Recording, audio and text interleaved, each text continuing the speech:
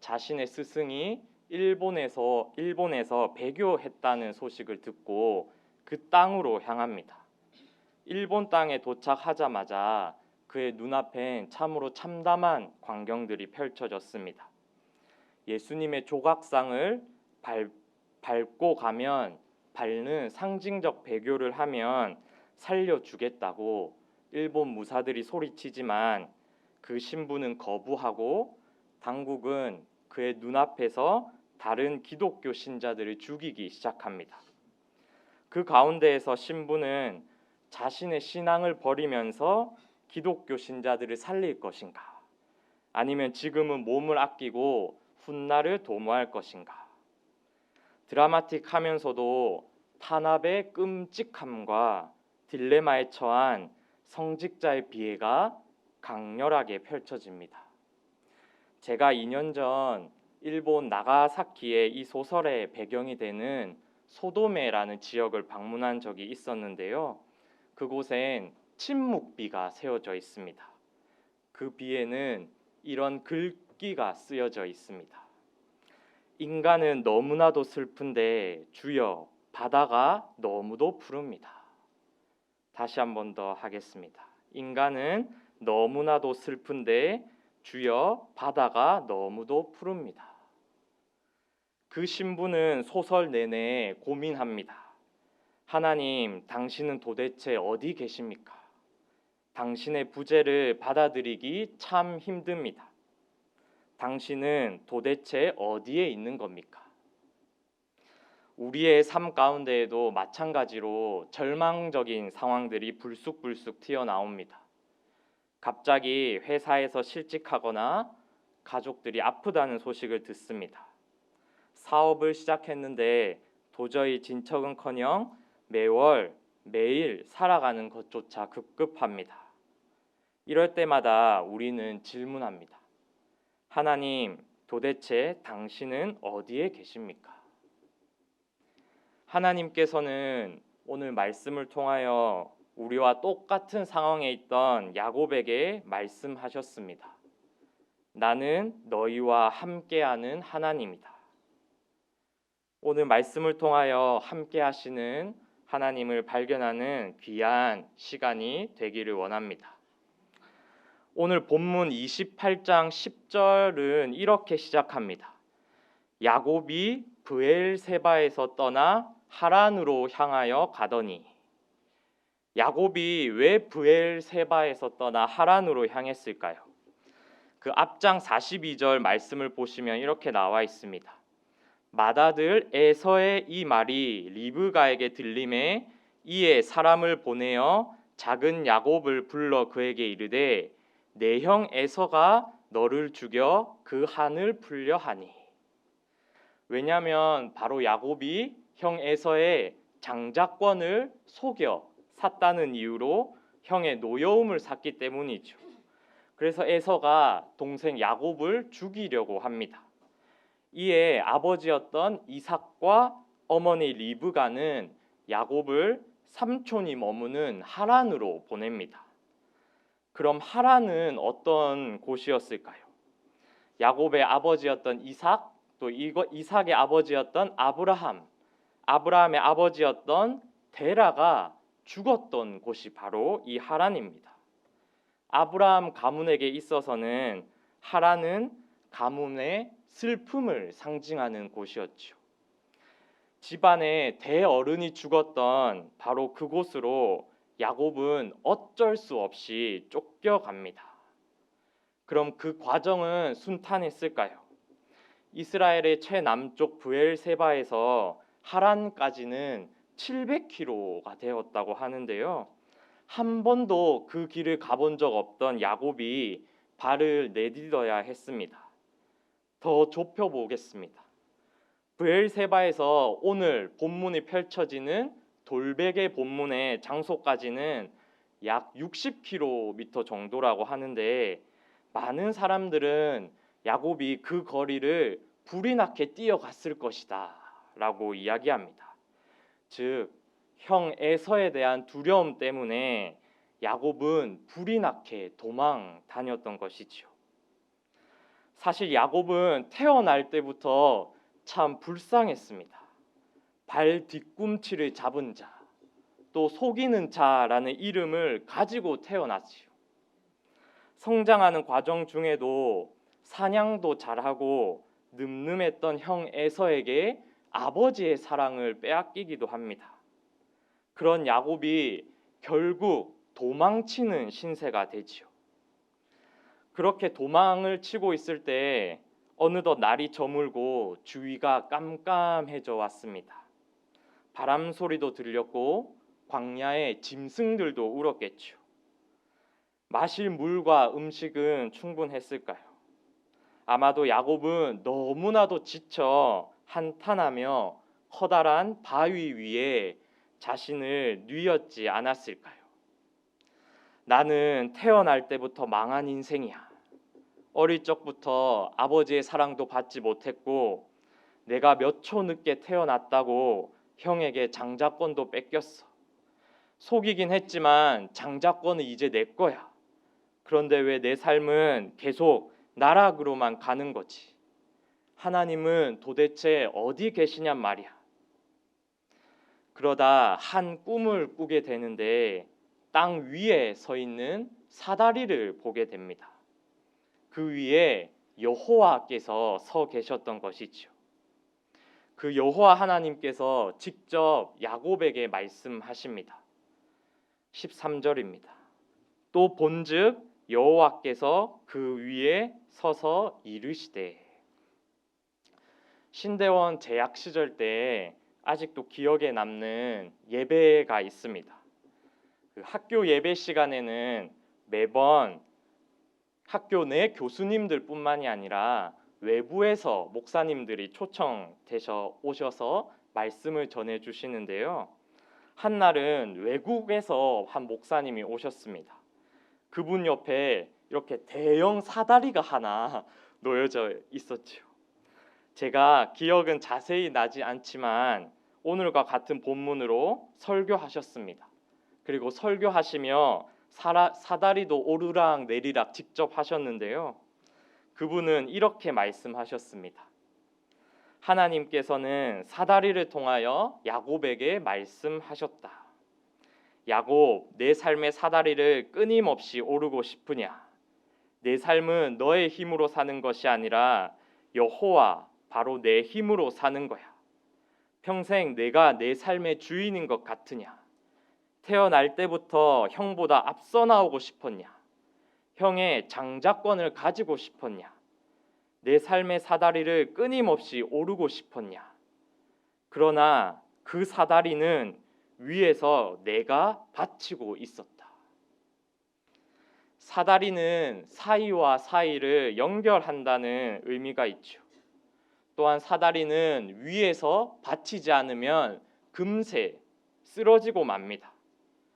적어도 오늘 본문 앞까지 하나님께서 야곱을 만나 주시는 장면은 나오지 않습니다. 야곱이 고백하는 하나님은 이때까지 전부 자신의 아버지 이삭의 하나님이었고 어머니였던 리브가의 하나님이었죠. 그렇게 야곱에 있어 하나님은 부모님으로부터 들었던 하나님이었고 그의 삶은 끊임없이 자신의 힘으로 오르려고 노력하는 사람이었죠. 그러나 여호와 하나님께서는 야곱이 오르려는 그 사다리 끝에서 말씀하셨습니다. 야곱아, 그 사다리 내가 받치고 있었다. 그 사다리 위에 내가 있었다. 이제 내가 아브라함과 이삭에게 약속했듯이 너와도 약속한다. 땅과 자손을 주겠다. 너를 복의 근원으로 삼겠다. 이 땅이 바벨탑 사건으로 나락으로 가고 있을 때 하나님께서는 아브라함에게 말씀하십니다. 너를 복의 근원으로 삼겠다. 땅과 자손을 주겠다. 아브라함이 아들 이삭을 바치려고 할 때 하나님께서 다급히 오셔서 말씀하십니다. 아브라함아, 이삭아, 너를 복의 근원으로 삼겠다. 땅과 자손을 주겠다. 하나님 나라를 이루시겠다는 하나님의 주권적인 선포가 오늘 본문에서 야곱에게도 들렸습니다. 그러시고는 15절에서 직접 야곱에게 말씀하십니다. 나는 너와 함께하는 하나님이다. 꿈을 깬 야곱은 어떤 반응을 보였을까요? 16절입니다. 야곱이 잠이 깨어 이르되 여호와께서 과연 여기 계시거늘 내가 알지 못하였도다. 하나님께서 이미 그곳에 계셨음을, 그 무엇보다 여호와 하나님이 함께 하신다는 사실을 깨닫게 되었지요. 또한 또 어떻게 고백할까요? 17절입니다. 이에 두려워하여 이르되 두렵도다. 이곳이여 이것은 다름 아닌 하나님의 집이요. 하나님의 집이 어디일까요? 김기찬의 집이 어디냐면 김기찬이 있는 곳이지요. 김기찬의 집에 다른 사람이 있다면 제가 가서 여기는 내 집이요 라고 하거나 여기는 내 집입니다 나가주세요 이야기할 수 있겠지요. 하나님의 집은 하나님이 함께 하시는 곳이지요. 19절에도 동일하게 야곱이 고백하는데 그곳 이름을 베델이라 하였더라. 벳은 집, 엘은 하나님, 하나님의 집. 여기 하나님이 함께 하시는구나. 야곱의 고백을 더 볼까요? 20절에선 서원까지 하며 고백합니다. 야곱이 서원하여 이르되 하나님이 나와 함께 계신다. 21절에선 야곱의 평소 성격이 드러나는데 여호와께서 나의 하나님이 되실 것이다. 하나님을 나만의 하나님으로 내가 가지려고 나만 소유하려고 하는 건 우리가 조심해야겠죠. 그러나 야곱은 적극적으로 하나님은 나의 하나님이 되실 것이다 라고 고백합니다. 마지막 22절에서 또다시 야곱이 계속해서 고백하는데요. 내가 기둥으로 세운 이 돌이 하나님의 집 베델이 될 것이다. 이곳은 함께 하시는 하나님을 내가 만난 곳이다 라는 것이지요. 계속해서 야곱이 고백했던 것은 하나님은 우리와 나와 함께 하시는 분이구나 라는 사실입니다. 하나님께서는 아브라함에게 여러 번 찾아가셨습니다. 이삭에게도 여러 번 말씀하셨어야 했습니다. 그러나 성미가 불같았던 야곱에게 단 한 번 찾아가셨을 때 그가 깨달은 것은 바로 이것입니다. 하나님은 우리와 함께 하시는 분이시구나. 여호와께서 여기 계시거늘 내가 이때까지 알지 못했구나. 하나님은 에덴 동산에서 쫓겨나야 했던 아담과 하와에게도 가죽옷을 입혀주시며 함께 하심을 알려주셨습니다. 외롭고 하나님을 이해할 수 없었던 노아에게 그분이 찢어지는 마음을 부여잡으시며 성경은 하나님께서 직접 방주의 문을 닫으셨다라고 이야기하시며 이 땅과 함께 하신다는 사실을 알려주셨습니다. 400년 동안 흩어져 있던 이스라엘 백성들에게, 그리고 두려워 떨고 있는 마리아의 남편 요셉에게 찾아가셔서 보라 처녀가 잉태하여 아들을 낳을 것이요 그의 이름은 임마누엘이라 하리라 하셨으니 이를 번역한즉 하나님이 우리와 함께 계시다 함이라 라는 말씀을 선포하셨습니다.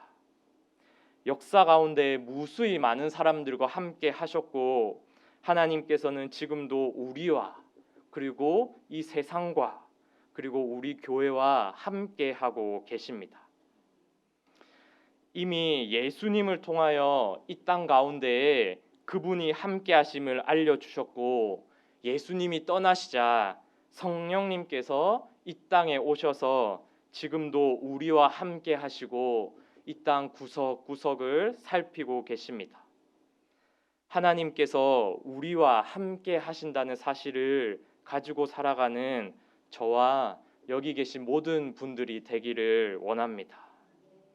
하나님이 우리와 함께 하신다는 그 믿음은 추상적인 말도 아니고 허공에 울리는 메아리도 아니고 예수 그리스도를 통하여 이미 눈에 보였고 많은 사람들에게 전달되었고 우리에게까지 이르렀습니다.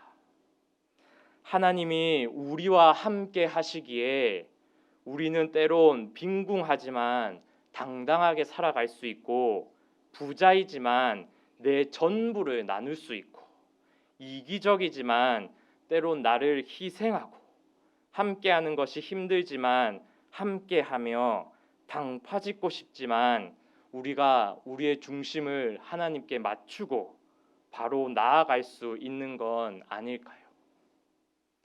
오늘 설교의 제목은 부재입니다. 평소 우리가 아는 부재의 뜻은 그곳에 있지 아니함, 존재가 없는 이라는 뜻인데요.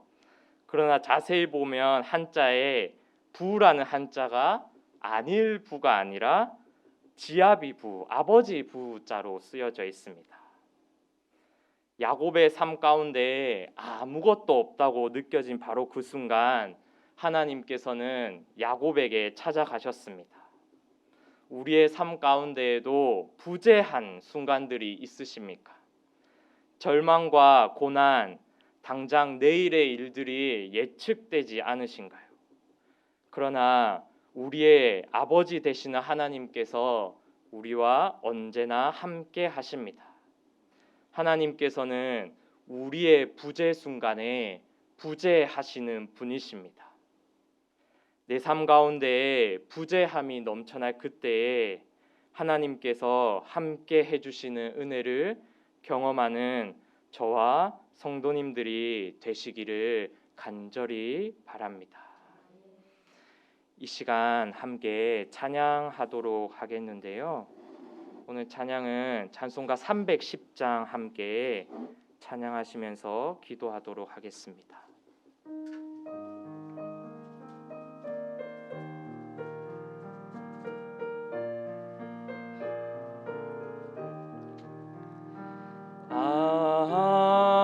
하나님의 은혜로 있을 데 없는 자 왜 구속하여 주는지 난 알 수 없도다. 내가 믿고 또 의지함을 내 모든 형편하시는 주님 늘 보호해 주실 것을 나는 확실히 아네. 3절 하겠습니다. 왜 내게 성령 주셔서 내 마음 감동해 주 예수 믿게 하는지 난 알 수 없도다. 내가 믿고 또 의지함을 내 모든 형편하시는 주님 늘 보호해 주실 것을 나는 확실히 아네. 주 언제 강림하실지 혹밤에 혹낮에 또 주님 만날 그곳도 난 알 수 없도다. 내가 믿고 또 의지함을 내 모든 형편하시는 주님 늘 보호해 주실 것을 나는 확실히 아네. 이 시간 우리에게 주신 말씀을 생각하며 함께 기도하기 원합니다. 임마누엘의 하나님, 하나님 우리와 함께 하신다는 사실을 그 너무나도 기본적이고 너무나도 기초적인 그 하나님의 말씀을 우리가 잊고 살았습니다. 예수님께서 이 땅 가운데 오셨다는 사실을 우리가 잊고 살았습니다. 다시 한 번 더 이 시간 내 옆에 계시는, 내 삶의 문 바로 앞에 계시는 우리와 함께 하시는 하나님을 의지하며 이 시간 함께 기도하도록 하겠습니다. 함께 기도하겠습니다. 하나님 감사합니다. 오늘 말씀을 통하여서 야곱의 삶 가운데 처음부터 함께 하셨고 야곱이 부재하는 상황 가운데 함께 하신 주님, 우리의 삶 가운데 함께하여 주시옵소서. 하나님, 우리가 때론 하나님이 함께 하신다는 사실을 알지 못하기에 얼마나 하나님 앞에 엎드리며 나아가지 못하는지요. 우리가 이 시간 하나님 앞에 회개하며 나갑니다. 함께하여 주시옵소서. 하나님, 우리의 모든 것들을 아버지께 올려드리는 귀한 시간들이 되게 하여 주시옵소서. 하나님 아버지 한 분만 높여드리는 귀한 시간들이 되게 하여 주시옵소서. 하나님, 우리가 우리 교회 가운데 하나님께서 함께 하신다는 사실을 잊고 살았습니다. 하나님, 우리가 우리 가정 가운데 하나님께서 함께 하신다는 사실을 잊고 살았습니다. 하나님, 우리가 내 삶 가운데 내 옆에 이웃들 가운데 하나님께서 함께 하신다는 사실을 잊고 살았습니다. 우리가 하나님이 우리와 함께 하신다는 사실을 명심하고 그 명심이 있다면 우리가 어찌 남들보다 나를 낮게 여기면서 나의 물질이 적다고, 내 삶을 나눌 수 없다고, 내 혼자 가질 수 있다고 할 수 있겠습니까? 하나님, 우리 가운데 함께하여 주시옵소서. 하나님, 우리 교회 가운데 함께하여 주시고 내 삶 가운데 함께하여 주시옵소서. 우리가 마지막으로 한 번 더 기도하기를 원합니다. 하나님, 이 땅 가운데는 우리가 알지 못하는 너무나도 아픈 일들이 많이 있습니다. 하나님, 아프리카에는 지금도 전쟁이 끊이지 않고 있고 중동에는 지금도 하나님 아이들을 죽이고 서로를 약탈하는 일들이 끊이지 않습니다. 하나님, 출애굽기에 나와 있던 말씀처럼 메뚜기 떼가 지금 아프리카와 중동을 습격해서 식량들이 떨어지고 있습니다. 하나님, 지구 반대편에 있는 우리는 우리에게 주신 밥들과 우리에게 당연히 주어진 것들을 감사하면서 우리가 그 사실을 잊고 살진 않았는지요. 이 시간 회개합니다. 하나님, 세계 곳곳 가운데 하나님의 긍휼을 기다리는 소식들 뿐입니다. 하나님, 이 땅을 버려두지 마시고 우리와 함께하여 주시옵소서. 이 시간 함께 기도하도록 하겠습니다. 하나님 감사합니다. 이 세계 곳곳을 위해 기도합니다. 하나님, 이 세계에 정말로 아픈 일들이 너무나도 많이 있습니다. 하나님, 유럽에는 난민들이 세계 곳곳을 떠돌고 있습니다. 하나님, 아프리카와 중동에는 먹을 것이 없어서 아이들이 굶어 죽고 에이즈와 각종 질병으로 우리가 받고 있는 혜택들을 누리지 못하고 살아가고 있습니다. 그렇지만 하나님, 우리는 얼마나 그 우리에게 주어진 것들을 감사하며 살고 있진 않았는지요. 하나님, 우리가 이 시간 하나님 앞에 회개하며 나아갑니다. 용서하여 주시옵소서.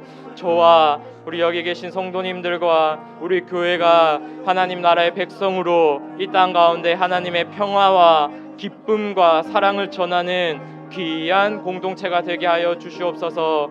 하나님, 우리 계신 모든 분들을 함께하여 주시고 인도하여 주시옵소서. 하나님 감사합니다. 하나님, 우리는 두렵습니다. 내 것을 많이 가지고 있어야, 내 미래가 훤히 보여야, 내 손에 안정적인 것들을 움켜쥐고 있어야 안심이 됩니다. 그러나 하나님, 우리의 안정이 하나님이 우리와 함께 하신다는 사실 그 자체에 있게 하여 주시옵소서. 하나님이 우리와 함께 하신다는 그 믿음이 하늘에 날리는 구호가 되지 않게 하여 주시고 내 몸과 마음과 생각과 삶에 깊이 자리 잡아 하나님 나라의 백성으로 이 땅 가운데 하나님의 공의와 평화와 기쁨을 나누며 살아가는 저와 성도님들이 되게 하여 주시옵소서. 예수님의 이름으로 기도합니다. 아멘. 주기도문으로 수요 기도회를 마치